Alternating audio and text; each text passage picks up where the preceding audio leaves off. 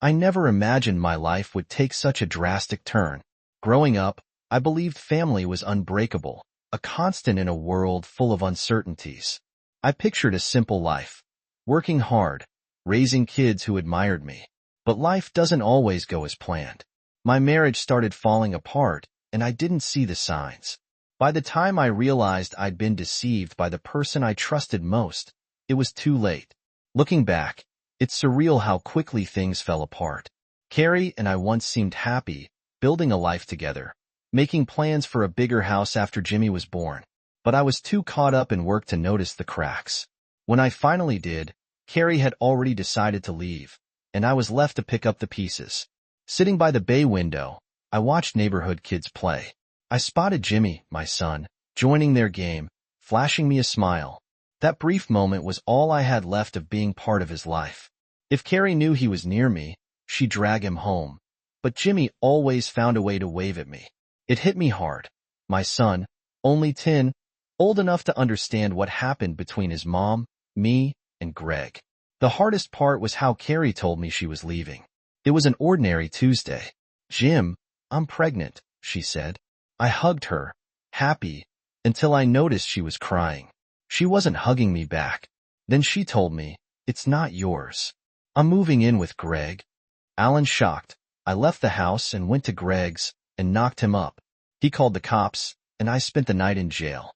Carrie got a restraining order, and a week later, I got divorce papers. I never even got to ask why she cheated.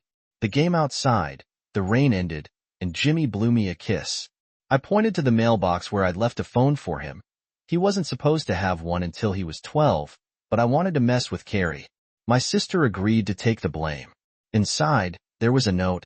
"Jimmy, I love you more than anything. You have unlimited data, so you don't need Wi-Fi, and I've left a card for games. All of Billy Joel's music is downloaded. Enjoy.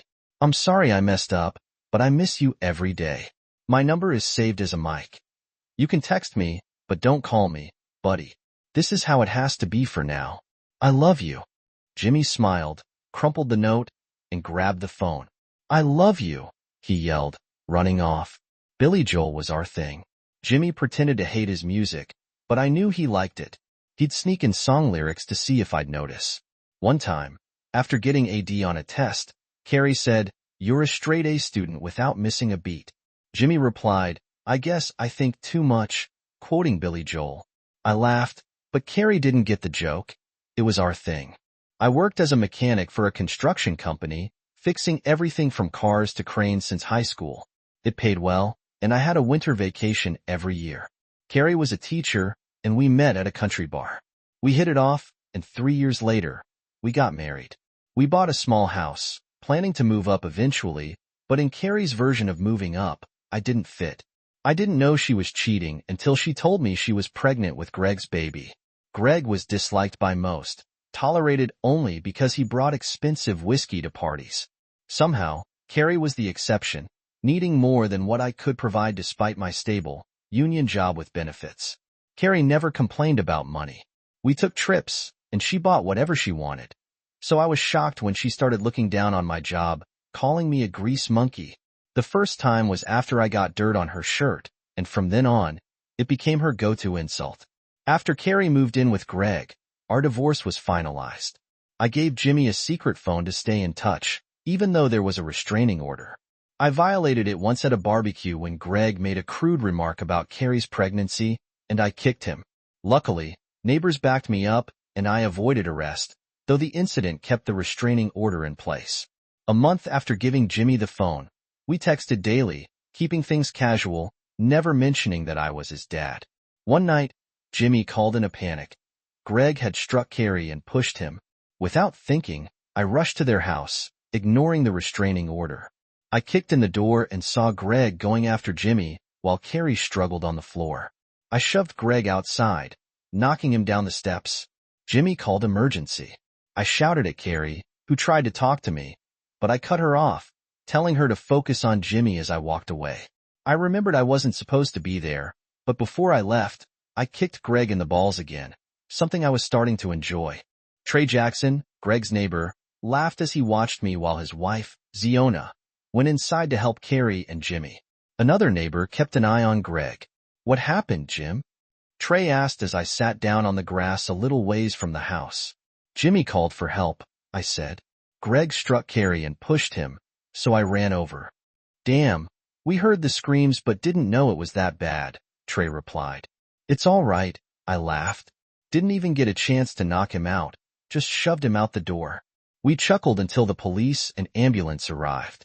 Trey offered to explain everything to the cops, reminding them I was staying clear due to the court order. "We all know you didn't deserve this," Trey added. "Thanks, man," I said as the police questioned Trey, the neighbors, and a now-awake Greg. One officer cuffed Greg, while another waved me over to talk. "Are you Jim Spellman?" the officer asked. "Yes, sir," I replied, explaining what happened while the ambulance left, taking Carrie on a stretcher and Jimmy with a bandage on his forehead. "Is my son okay?" I asked. "They checked for a concussion, but he seems all right," the officer replied before continuing. "We might need to take you in for violating the restraining order." "I had to help Jimmy," I said. "Screw that order." He stepped away to check his radio, then returned.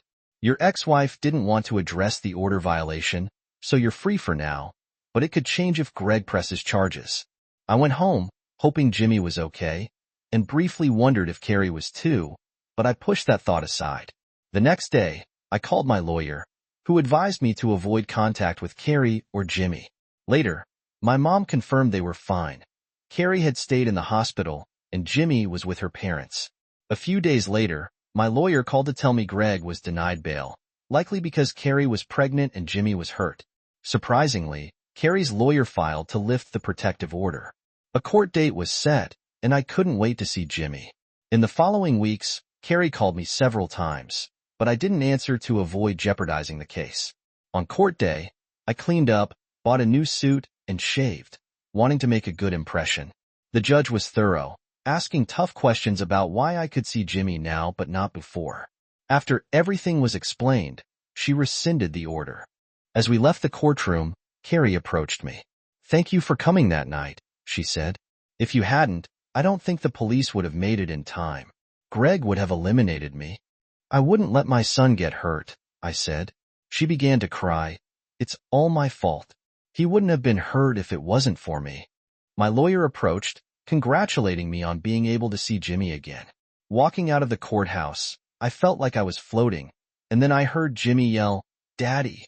I turned around, and Jimmy was already jumping out of Carrie's dad's truck, running into my arms. I hugged him tightly until he asked me to let him breathe. "Dan," Carrie's dad came over. "Sorry I'm late. Traffic was bad." "No problem," I said. "I'm just glad you brought him." "Where's Carrie?" I asked. "She ran off after court. I think she's gone," Dan added. "Why don't you take Jimmy for the day? Maybe we can have dinner and catch up?" I hesitated. "We don't have a visitation schedule yet, and she doesn't mind," I heard behind me. I turned to see Carrie, tears running down her face. "Spend some time together," she said softly. "He can even stay the night if you want." Jimmy eagerly asked, "May I?" Carrie nodded, and I thanked her, feeling a pang of sympathy for her, though I wasn't sure why. Despite everything, part of me still cared. With Jimmy out of school for summer, I took time off work to be with him. Carrie had moved back in with her parents after leaving Greg. One day, when she went into labor, I asked if Jimmy could stay with me longer. Her mom brought him over, and later, I got a call from Dan. "Jim, she had a baby girl. You should come see her." "I don't care about her baby, Dan," I snapped. "Shut up and come." "It's important," he insisted. Reluctantly, I took Jimmy to the hospital. He wanted to buy a teddy bear for his new sister, and I let him, even though I was still bitter. When we arrived, Dan and Jane greeted us, and I learned Carrie had named the baby Allison after my mom. I walked down the hospital hall and heard Carrie singing a lullaby she used to sing to Jimmy. It hit me hard. Entering the room, I was shocked to see the baby had bright red hair, just like mine.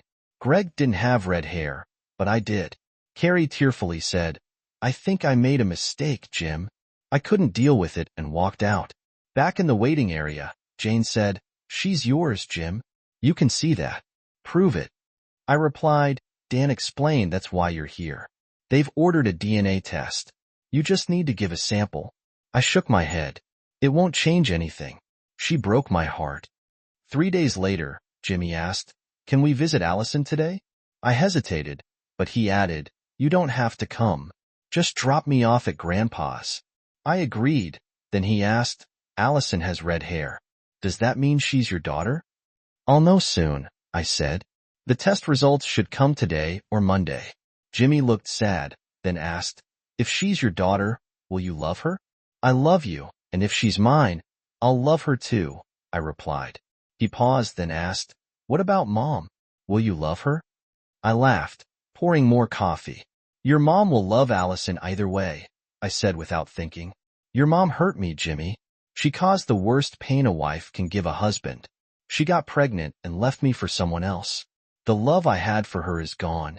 Jimmy was quiet before admitting that wasn't the first time Greg hurt Mom. I was shocked. What do you mean? I asked. I've heard him slap her before, and they yelled a lot, he said, his voice trembling. A tear rolled down his cheek. I hugged him tightly. I'm so sorry, son. I didn't know. Mom told him he wasn't half the man you are, Jimmy added. I let go and we sat down. She didn't want to be married to a mechanic anymore. She wanted more, a bigger house, fancy cars.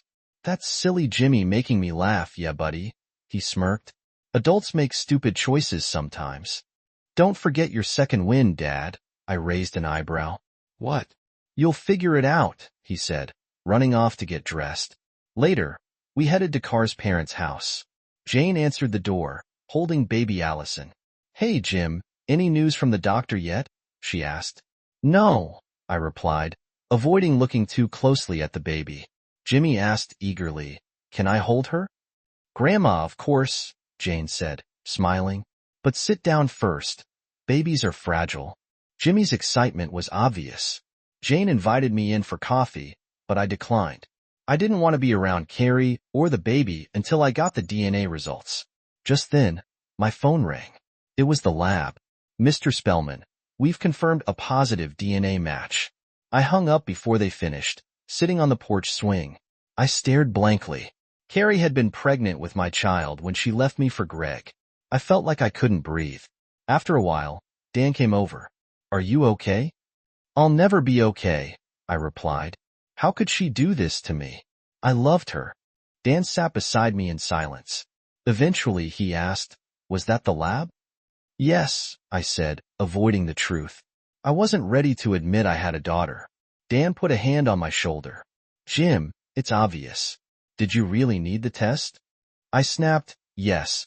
How could I trust that promiscuous you raised? I regretted it immediately. I'm sorry, Dan. Dan sighed. I know you're hurting. It broke my heart when you two broke up. I love you like a son. I know, Dan. I'm just angry she was pregnant with my baby when she left me for Greg. I don't know what to do. Dan hugged me. Call your parents. They need to meet their granddaughter. I will, I said, stepping back. But I can't stay. I can't face Carrie after what she's done. Dan slapped me lightly. That little girl has a father. You don't forget that. I nodded. You're right. I'm just in shock. Dan softened. Take your time, but you'll have to face it eventually. Call your parents. I called my mom. Hey, Mom, can you and Dad come over for lunch? Turns out Car's baby is your granddaughter. What? We'll be right there. After the call, I asked Dan, can I hold her? Dan smiled. Of course. I'll get her and Jimmy. I sat back on the swing feeling anxious and ready to leave. When Jane appeared, carrying Allison, she handed her to me. As soon as I held her, my heart melted. She was sound asleep. Jimmy came running out, excited. Isn't she pretty, Daddy? She could be Batgirl for Halloween. I laughed. She sure could. You could be Batman, and she could be Batgirl or Poison Ivy. Allison woke up crying, and Jane stepped forward. Looks like she's hungry. Carrie appeared at the door. I'll take her. She's breastfeeding, and I haven't pumped a bottle yet. I kissed Allison's forehead and handed her over. Just as I was about to leave, my parents arrived. My mom rushed over, tears in her eyes. She's breastfeeding, Jane said, hugging her. Come meet her. My dad chuckled. Your mom's been crying since we got off the phone with you, Jim. As they walked inside, my dad asked, "Well, Jim, do you think everything will work out?" "I honestly don't know, Dad." Back at home, I tried focusing on yard work, but I couldn't stop thinking about Allison. Knowing she was mine changed everything. I realized I needed to talk to my lawyer about visitation for both kids, not just Jimmy. I'd need to pay more child support, but I didn't mind. After mowing the lawn, I went inside and started thinking about re-child-proofing the house. I'd saved the baby gates and crib from when Jimmy was little. It dawned on me that I might need a bigger house. There wasn't room for Allison and Jimmy to share a space. As I cleaned up, I was amazed at how messy the house had gotten since Jimmy had returned, but cleaning felt good. I had just settled on the patio with a beer when I heard my dad and Dan coming around the corner. "Want a beer?" I asked, handing them bottles. Dad laughed. "We're not here for a heavy conversation, are we?" "Something like that," I muttered. Dan said, "Jim, you've been through a lot. You've gone from being separated from Jimmy to finding out you're a father of two. Most men wouldn't handle it as well as you have."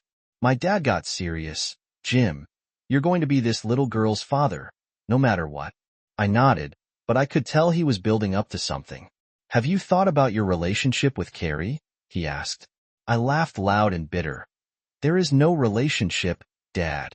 She left me for Greg. You think I'm just going to take her back like nothing happened? Are you out of your mind, Jim?" "It's not that simple," Dan said, trying to defend his daughter. "Not a chance," I snapped. "She thought Allison was Greg's, and that's why she went to him." Dan took a deep breath. "She didn't know, Jim.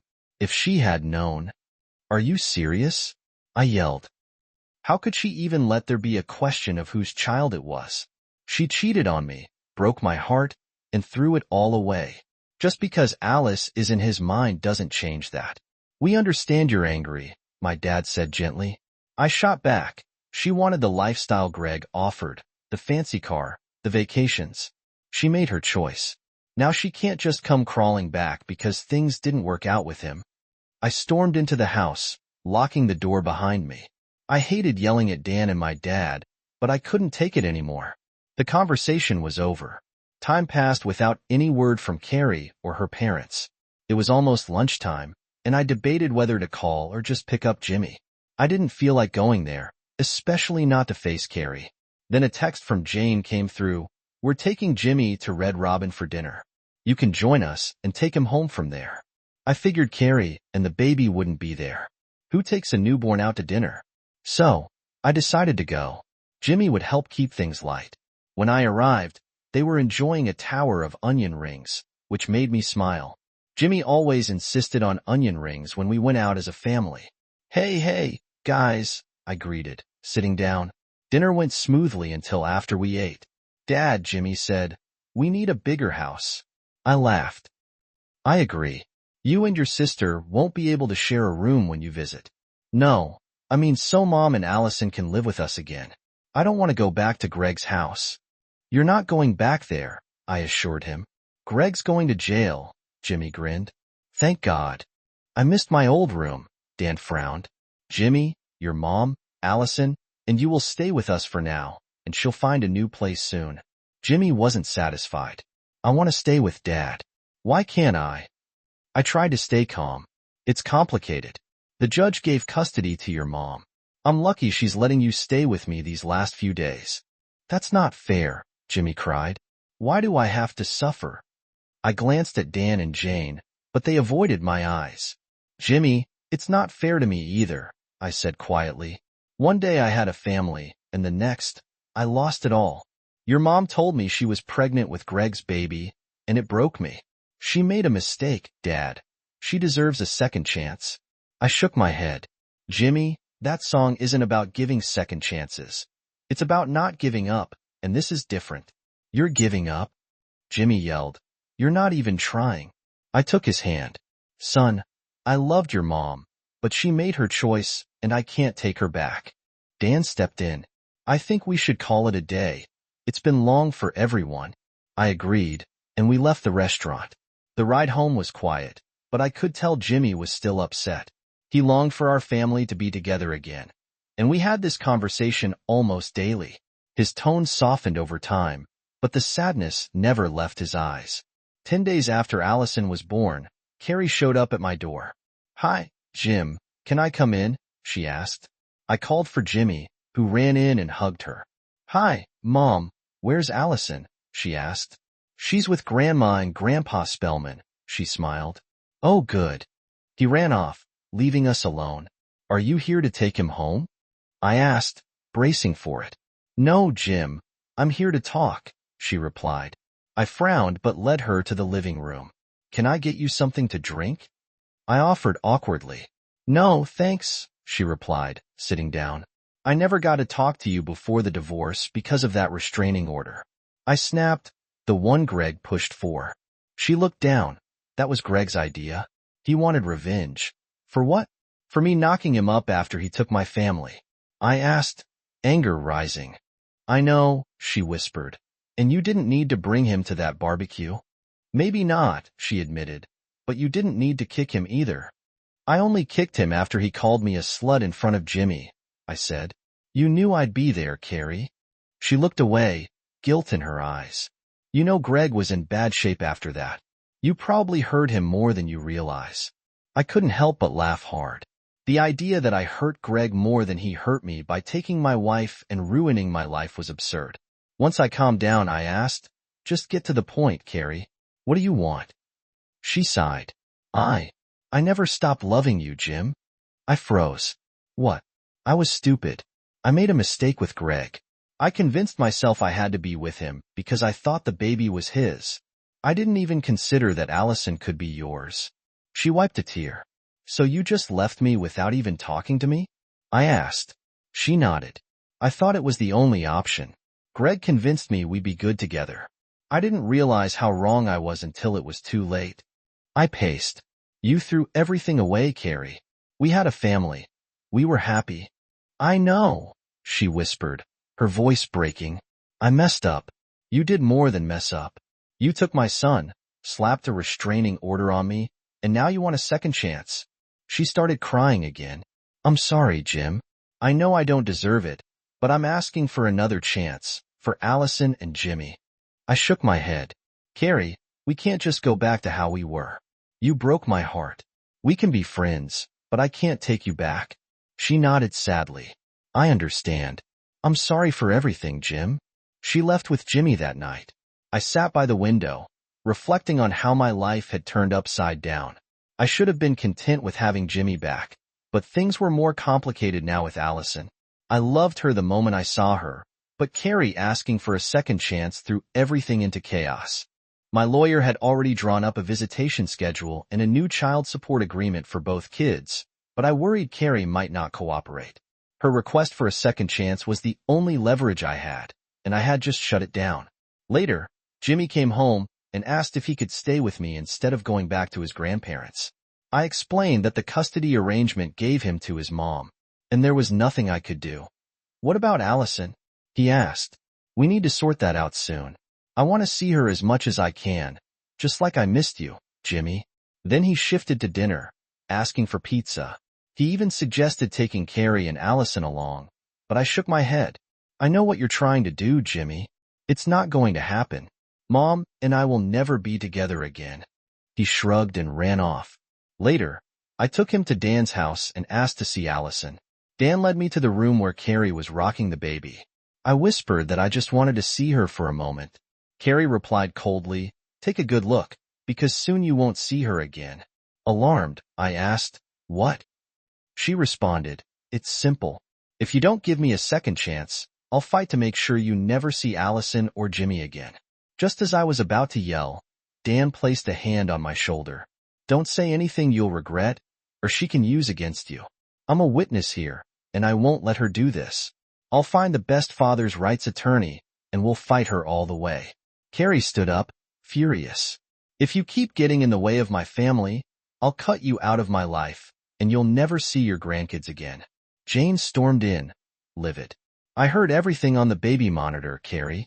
You can't blackmail Jim into taking you back. Don't start a fight. You've already lost." Dan suggested moving the discussion to the kitchen, sensing I was about to explode. They left, giving me a moment alone with Allison. As I held her tiny hand, I almost cried, unable to imagine life without her. In the kitchen, I overheard Dan and Jane scolding Carrie. Dan reassured me, "You're not alone, Jim. We'll fight this." I turned to Carrie. "You made your choice. You divorced me. You have to live with that." Tearing up, she said, "I made a mistake. We can rebuild our family if you forgive me." "Carrie, the mistake was your affair that led to our divorce," she snapped. "If you hadn't been working so much and ignoring me, I wouldn't have ended up with Greg. You barely spent time with me. Instead of talking to me, you ran to the guy next door. You left me thinking the baby was his." She turned away, but I pressed on. "You took my son, filed a restraining order because Greg told you to, and now you want to take my daughter too. We need to get along for the kids, but I can't take you back." Carrie broke down, and Jane comforted her. I waved goodbye, feeling exhausted. I hoped Carrie would do the right thing, but I knew I needed to call my lawyer on Monday. I cracked open a beer and realized it was time to move on. It was clear I wasn't going to get back with Carrie, blackmail or not. I needed to get back into dating, having not dated in over a decade. I knew it would be a challenge, but I decided to go for it. After showering and ordering an Uber, I stared at my outdated wardrobe. I called my sister, who had always helped me pick out clothes before Carrie came along. I threw on some khaki shorts and a golf shirt, ironically an outfit Carrie had bought for me. Looking in the mirror, I realized I was in good shape, had a full head of hair, and my stubble gave me a rugged look. With a stable job and money in the bank, I felt like a good catch. I decided to head to a local sports bar, figuring it was a safer bet than a club. At the bar, I ran into some old friends, Jack Allen and Chris. "Holy crap, Jack!" he shouted as he saw me, drawing attention. We hugged, and I felt a sense of camaraderie I had missed. Marriage and kids had made it hard to stay close with these single guys, but now things had changed. "What's up, guys?" I asked, signaling the waitress for a drink. "Same old," Chris said. "Heard you got divorced, Jim." I nodded as the waitress brought my glass. "Yeah, she tried to switch things up and leave me, but now she wants me back." They all laughed, and Jack said, "So you're out here looking for a replacement before she hooks you again? Smart move." I chuckled. "No, I'm not going back, but I figure it's time to get out again." Alan smirked. "Mad single now. Steve cheated, and she kicked him out last year." "No way," I said, surprised. Maddie Ross was one of the high school's 8 girls. Everyone had a crush on her. "She's here," Jack said, nodding toward the bar. "She's playing trivia with Heather Scott." I spotted her, still gorgeous, her black hair framing her face perfectly.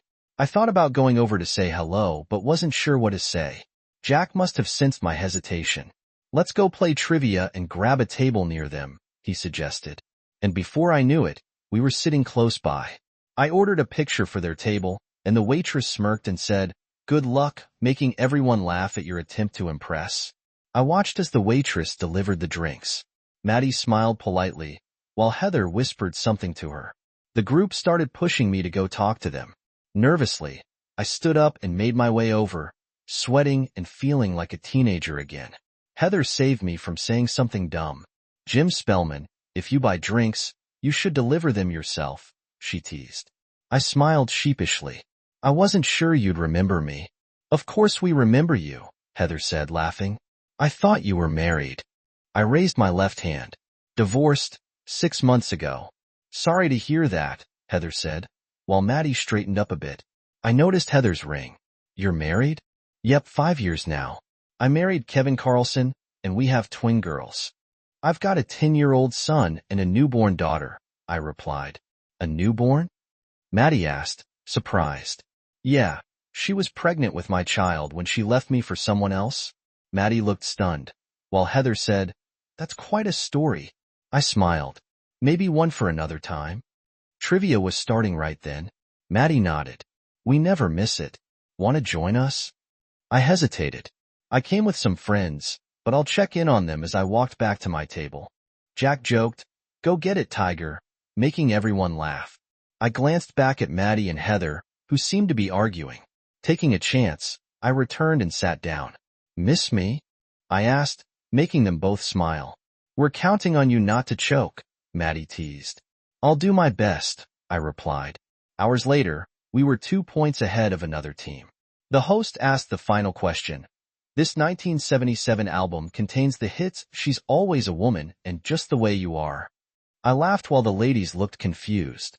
I scribbled The Stranger on a slip of paper and handed it to the host, feeling confident.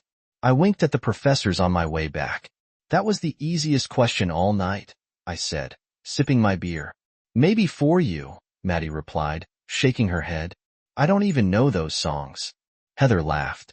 At least I know they're Billy Joel songs. One of my favorite albums, actually. When the host announced we won, we all cheered, celebrating our grand prize. A $150 bar gift certificate. I let the ladies take it for their tab. Time for me to turn into a pumpkin, Maddie said, smiling. Babysitter's calling. I stood up and asked, Can I walk you out? Both smiled and said, Please. As we walked, Maddie took my hand, and her eyes sparkled. I felt on top of the world. At the car, I kissed her hand and asked, Can I get your number? It would be my pleasure, she said, entering her number into my phone. We made plans for dinner on Saturday and trivia afterward. Heather laughed. I'm still coming. We all laughed, and I kissed Maddie on the cheek before saying good night. Monday morning, I called my lawyer to inform him of the car's threats. He reassured me, Don't worry. Her lawyer faxed over the signed agreement. Joint custody is set. Congratulations. That evening, I was surprised to find Carrie sitting on the steps with Jimmy and Allison. What's this about? I asked, noticing the casserole dish I brought for dinner to help with Jimmy. She said, Tuna casserole, your favorite. I smiled cautiously. I've missed this. I can never make it the same, she sighed. I should have called to offer. Oh, wait, I guess you couldn't have called me after dinner, Carrie said. She sent Jimmy to his room and handed Allison to me. As I held her, I marveled at how much I'd missed. Carrie looked hesitant. I agreed to the visitation and child support, she said quietly. And what about, you'll never see your kids again? I asked, recalling her earlier threat. I overreacted, she admitted. I was desperate to get you back. I sighed. I wish you treated me this way before you left. Now it feels like you don't want me. You need me. I can't trust you anymore. Tears wet in her eyes, but I continued, Let's at least stay friends for Jimmy's sake. He doesn't understand what happened. You cheated on me, left me, and got a restraining order because your lover told you to. I was never a danger to you or Jimmy. Jim, I don't apologize, Carrie. You didn't give me a chance to fix things. You just fell for him. Tears streamed down her face as she sat there in silence.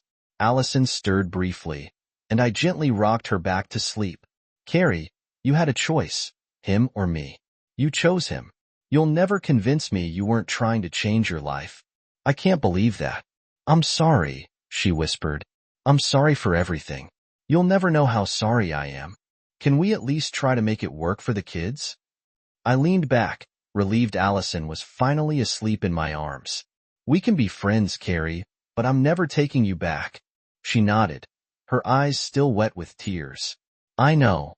After Carrie and the kids left, I texted Maddie, Hi, just didn't want you to forget about me. Looking forward to Saturday. When she didn't reply right away, I found myself pacing around the house, checking my phone every few seconds. I started worrying. I texted her too soon. Dating again felt new, and I wasn't sure of the rules. Should I have waited longer? What if she didn't respond? Was it a bad sign she hadn't introduced me to her kids yet? My mind raced with questions, and we hadn't even had our first date yet. 10 long minutes later, my phone finally rang. A wave of relief washed over me when I saw it was Maddie. Hi, Maddie, hi handsome, she said teasingly. I don't really like texting. I prefer talking. Oh, sorry about that. What are you up to? She asked. Just giving my baby girl a bath, I replied. The youngest one. I knew you had an older child, but I didn't know about the little one, she said. Yeah, I've got 2. Jimmy's 10, and Allison's a newborn. 3 kids won't scare you, right? She asked with a hint of concern. I laughed. No, I love kids. You know, I've got 2 of my own. Yeah, our older ones go to school together. Really? That's awesome. I don't remember seeing you at any events. I had a terrible schedule before, working second shift at the hospital. I just switched to first shift recently. Huh, yeah. I remember you mentioning you're a CNA. Yes, that's part of what ruined my marriage, she sighed. Well, actually, my cheating ex-husband did, but he blamed it on my job. Sorry to hear that. Sounds a bit like what my wife used to say, how I worked too much, was too tired, the usual. We both laughed for a moment. That's all crap, Maddie said. They cheat, and then they blame everything but themselves. They justify it and hurt everyone around them. You know how many chances I had to cheat but didn't? I couldn't do that to my partner. But cheaters, they don't care. Yeah, I sighed. Carrie still tries to win me back. I've got her, my son, and even her parents turning on me. I think they finally see I'm the sufferer here. We are the sufferers, Jim. You haven't done therapy yet, have you? No, I admitted. Have you? Yeah, it helped a lot. I'll give you my therapist's name. He helped me move past the, wow, that's me phase. You're still in it? You're way ahead of me. At least you've realized you need to move on. For so long, I just stayed home feeling trapped until I finally realized I had to start living again. For the kids and for myself. Well, she said, her tone softening, we make a good match. I laughed. That's for sure. I've been looking forward to Saturday ever since you kissed me on the cheek. Oh shoot, Maddie said suddenly, her tone shifting. I have to go. Something's wrong with my 3-year-old. She's crying. No problem. Talk soon, I said, smiling as I hung up. I sat down, feeling hopeful. Saturday couldn't come fast enough. When Saturday morning finally came, I called my sister. Hey Jim, she answered cheerfully. Jenny, do you have time to go shopping with me this morning? I need to update my wardrobe. Oh my God, you have a date, don't you? She teased, laughing. I chuckled, yeah, I'm going out with Maddie Clark tonight. Maddie Ross, wow, she's beautiful. I heard Steve really messed her up when he cheated on her, called her a witch. That's not true, is it? Don't be stupid, big brother, she said, still laughing. Of course, I'm free all day.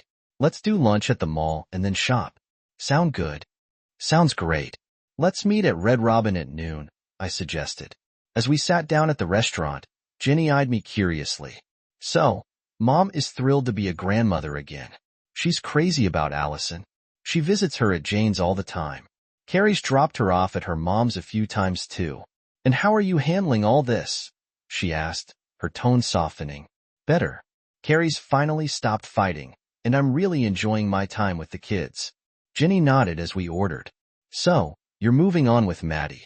She's always been pretty, but not stuck up like some of the other popular girls from high school. I think you two will be great together. I smiled. It's funny. I went out last week just to see how it felt to be on my own again. I didn't expect to meet someone that night. It's almost overwhelming. I really thought she'd blow me off. Jenny smirked. Just be yourself, Jim. If you try too hard or fake anything, she'll pick up on it and you'll blow it. You're a good guy. Just use that. Thanks, Jenny. I guess I'm nervous because I feel out of practice. What do people even do on dates now? She laughed. Jim, Maddie's our age, not in her 20s.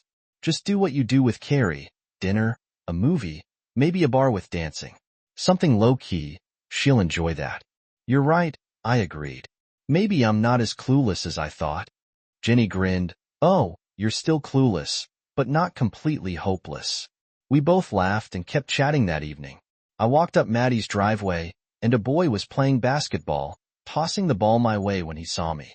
I had to drop the flowers I was holding to catch it, which made him laugh. I guess you're not into flowers, I joked. The boy chuckled. Are they broken? Mom loves flowers. Roses are tough. I assured him. You're lucky. I'm Jim, by the way. Hi, I'm David. Don't tell Mom I made you drop the flowers, he said. I won't, I said, smiling. Thanks for the heads up. David grinned and waved me in. Come on, I'll tell her you're here. As I stepped inside, I saw the living room set up for a sleepover, pillows and blankets everywhere, and DVDs by the TV. David ran upstairs, and a 3-year-old peeked around the corner with a sippy cup. She froze when she saw me, screamed, and ran to the stairs. David came back down, scooping her up. Sorry, he said softly. She doesn't like strangers. You scared her? I waved it off. No worries, my daughter's the same way. At that moment, Maddie came down the stairs, looking stunning in a long shirt and loose blouse. She took the little girl from David and smiled at me. This is David, she said. He goes to school with your son, Jimmy. Jimmy Spellman? David asked. Cool. He ran off, excited by the connection. Maddie touched her middle child's head. This is Samantha, but everyone calls her Sammy, she said. Nice to meet you, Sammy, I said, smiling. And this little one, Maddie continued, nodding to the shy girl in her arms, is Bella. She'll need some time to warm up. She's not a fan of new people, as you can tell. I wiggled my fingers at Bella, but she buried her face in her mother's chest, still wary. My mom's running a bit late, Maddie explained. She's staying over tonight, so we'll have the evening to ourselves. I nodded, wondering if that meant I wouldn't be going home alone. No rush, we've got time. Want a beer while we wait, or maybe a glass of wine? A beer sounds good, thanks, Maddie said, setting Bella down. The little girl quickly ran upstairs to join her siblings. You've got a lovely family, I said, handing her the beer. Thanks, she replied, sitting on the couch. I glanced around the room and pulled a pillow closer. One thing I've learned about having kids is no matter how clean you try to keep the house, someone's always making a mess. Maddie laughed. You've got that right. So, you and Steve got married, huh? That wasn't a surprise. You two were inseparable in high school, she chuckled. We weren't together out of love. We were part of a friend group, and everyone paired off.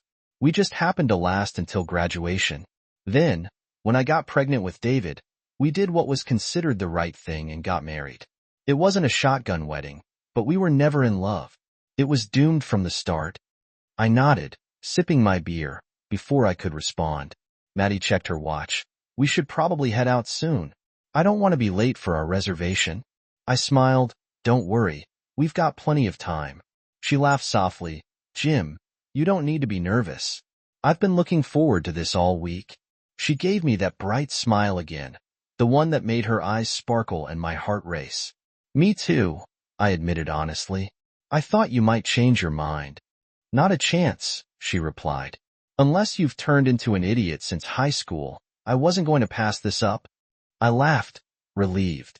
Just then, the front door opened, and Maddie's mom walked in. Sorry I'm late, she called out, smiling as she entered. No worries, Mom, Maddie replied, standing up. Mom, this is Jim Spellman. We went to school together. Her mom smiled warmly at me. Nice to meet you, Jim. Take care of my favorite daughter, or I'll come find you. I chuckled. I thought it was the dad's job to threaten me. Her smile faltered. My John passed away last year. I'm really sorry to hear that, I said softly. She waved her hand dismissively. Don't worry about it. Just have a good time tonight, though, not too good, she added with a wink, making us both laugh. Maddie kissed her mom goodbye, and we headed out. As we left, my mom chuckled from the doorway. When we arrived at the steakhouse, Maddie and I settled at a table by the window. It seemed perfect for a casual yet meaningful evening, but just as we got comfortable, something unexpected happened. 2 tables over sat Dan and Jane, my ex-in-laws. The sight of them made my stomach drop. I wanted to bolt, but Maddie noticed my unease and asked, What's wrong, Jim? I sighed and motioned for her to sit. My in-laws are here, 2 tables over, I said quietly. She glanced back, and as soon as she did, they spotted us. I braced myself for an awkward encounter, but I didn't need to worry. They both smiled and walked over to our table. Hey, Jim, Dan said, clapping me on the back. Good to see you out and about. Who's the hottie? He asked, grinning as Jane held his hand. I smiled awkwardly. Hi, guys, this is Maddie, my date. Maddie, these are my in-laws, Dan and Jane. Jane smiled warmly at Maddie. Maddie, he's a keeper. Don't let him go like my foolish daughter did. Maddie looked startled, wide-eyed like a deer in headlights. Okay. I don't really know what to say, she stammered, clearly taken aback. Dan laughed. Don't say anything, just enjoy your night. After they left, Maddie let out a breath she didn't realize she was holding. Well, that was something, she said, half laughing, half surprised. Yeah, they're good people, I said, relaxing. When Carrie tried to scare me into thinking she'd take the kids if I didn't take her back, they set her straight. Maddie raised an eyebrow. Do you really think it was a bluff? Not entirely sure, I admitted. I think it crossed her mind and she said it out of desperation, but I'm not dwelling on it. She signed the custody papers, and that's what matters. Maddie squeezed my hand gently. Good. Don't forget what she put you through, but for the kids' sake, get along. They'll sense tension if there's any, but never fully trust her. I nodded, appreciating her advice. When the waitress came over, I decided to do something kind. Can you send a couple of desserts to that table? I asked, gesturing toward Dan and Jane. The waitress smiled and jotted it down. Maddie grinned at me, clearly impressed. We continued our dinner, swapping stories and laughing, and afterward, we headed to the bar for trivia night. When we walked in, Heather was already holding a table, and Jack and the guys were there too, giving me thumbs-ups when they saw Maddie laughing. I couldn't help but feel proud to be with her. Her laugh was infectious. So, where did you two go for dinner? Heather asked curiously. To the chop house, Maddie said.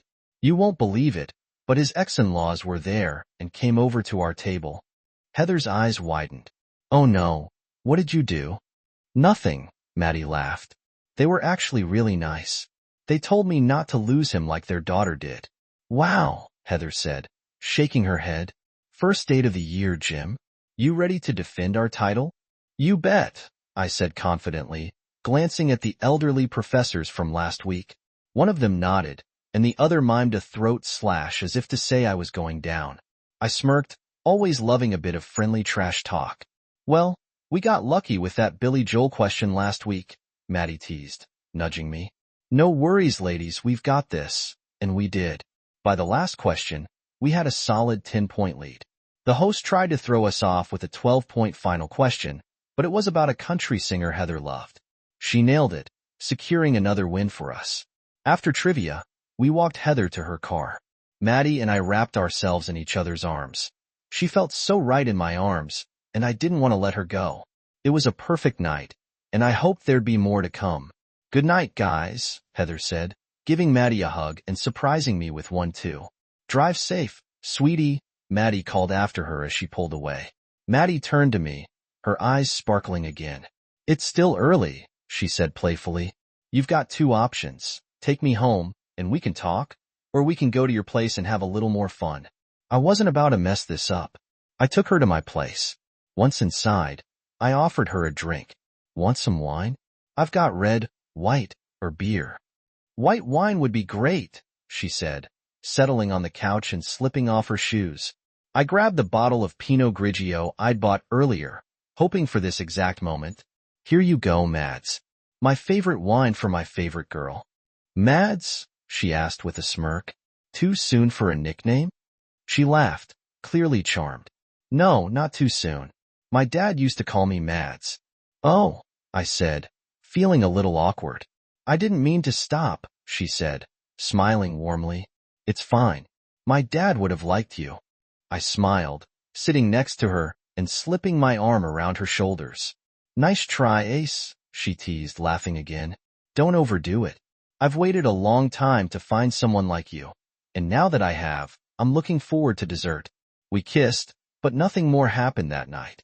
We waited until the third date to take. After a romantic dinner at a fancy place she'd picked, we returned to my house. I poured her another glass of wine, and we sat on the couch, talking and laughing like old friends. Later that night, she leaned in close and whispered, Jim, show me your bedroom. As we headed to the bedroom, memories of the past year flooded my mind. The affair, the divorce, losing and regaining my son, Allison's birth. Now I had Maddie, too. I knew I wouldn't let her go. We were two broken souls healing together. It was too soon to think about the long term, but I was certain I wouldn't make the same mistakes. Maddie and my kids would come first from now on. Work would follow. As I drifted off to sleep, content and at peace, I could have sworn I heard her whisper, I love you too.